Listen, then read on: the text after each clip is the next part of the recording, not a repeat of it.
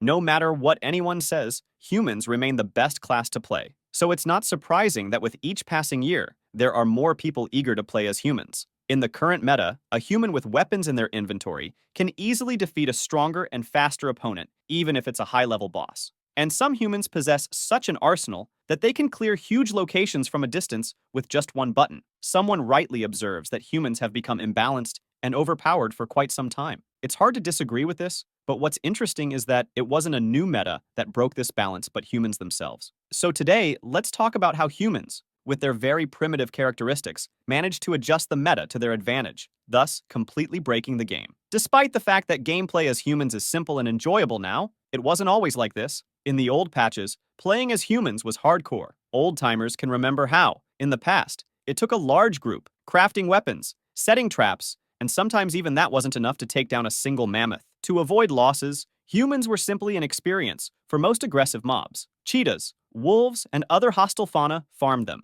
Also, the human faction was significantly affected by the winter event, the Ice Age, which reduced food supplies for a considerable time, forcing our class to change spawn points from Africa to Eurasia. By the way, in those times, nobody focused on building healers, so those who weren't killed by mobs or migration were killed by bacteria, viruses, or poisonous insects. Now let's talk about stats. Human stats are weak, and strangely enough, let's start with strength. The closest class to humans, primates, will serve as a comparison. The largest of them are tens of times stronger than humans. Even chimpanzees, being our closest relatives, are 4 times stronger than us. With one hand, a male chimpanzee can lift more than 380 kilograms. In general, we are not competitors here. Also, because humans have poor night vision, they are very vulnerable. In the old patches, stealth players had a good advantage due to this, and humans' armor stats are also not impressive. Without equipment, they can be one-shot even by low-level mobs because their skin isn't protected by built-in fur. So what could this class oppose to other players? Super endurance. Remember the chimpanzees?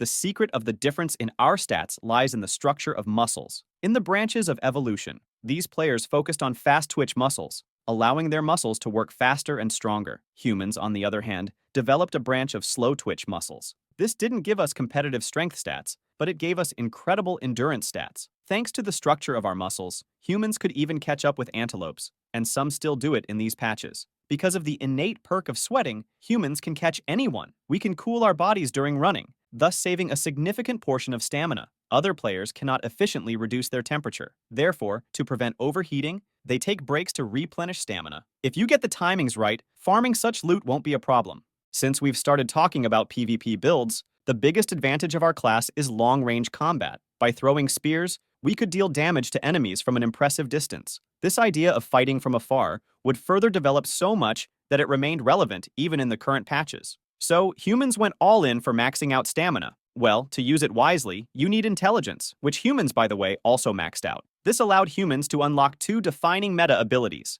the ability to speak and the ability to craft. Through crafting, humans learned to cover their weaknesses with equipment, and the ability to speak allowed them to teach other humans crafting, which ultimately strengthened the entire stack. Of course, humans aren't the only ones who can unlock the crafting or dialogue branch, but due to the individuality of gameplay, other players prefer to max out other evolutionary branches, leaving crafting and dialogue at low levels. And it's hard to blame them for that. Without sharp claws or powerful jaws, players in the old patches would have a tough time after such a specific choice. Initially, our game resembled a survival genre, but humans continued to level up crafting, which led to their creative skills growing exponentially. Now, the genre for humans resembled more of a turn-based strategy game, where the main goal became resource gathering, not just to survive, but to live better. Strength or endurance were no longer quoted, but the ability to socialize and grind in-game currency. Individual XP upgrades in agriculture and other craft branches also became important. The socialization of our class reached such a level that humans began to gather not in packs but in cities. Stone houses and weapons protected humans from hostile monsters, while hunger was countered by their own fields with livestock. If other players had to wait for food to respawn, humans learned to control this process. And thanks to the selection perk,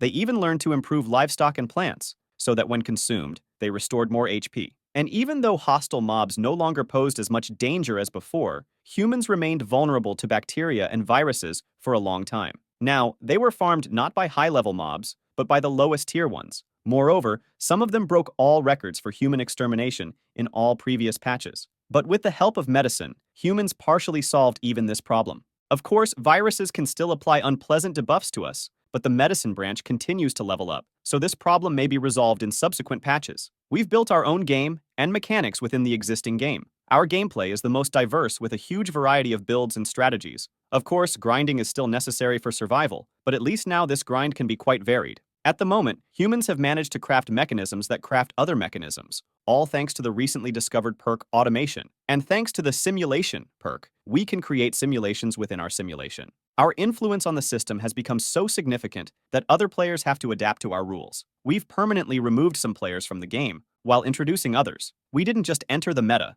we created our own with our blackjack, antibiotics, and nuclear weapons. Our entire overfarm significantly impacts our spawn zones, and more often than not, this influence is negative. We've gained so many level ups that ordinary mobs no longer give us experience. And because there's no longer an incentive to farm mobs, humans have started farming each other just to somehow maintain interest in this game. Perhaps someday, we'll reach the point where we can independently access the game console, change servers, and mechanics with just one click, if we don't destroy each other before that. Don't forget to like and hit the bell to not miss notifications about new content. And one more thing, stop denying the fact that we're all in the game. This is a role-playing server, so please don't disrupt the immersion of other players. Goodbye, everyone.